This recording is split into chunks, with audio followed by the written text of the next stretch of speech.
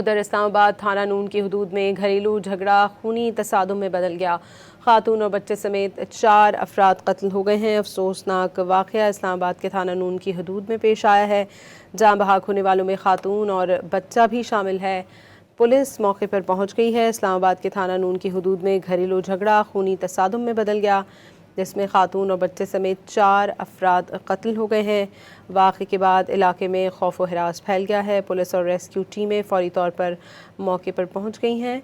इसी पर मज़ीद बात करेंगे डॉन न्यूज़ के नुमाइंदे ताहिर नसीर से। ताहिर, अफसोसनाक वाक़े के बारे में बताइएगा।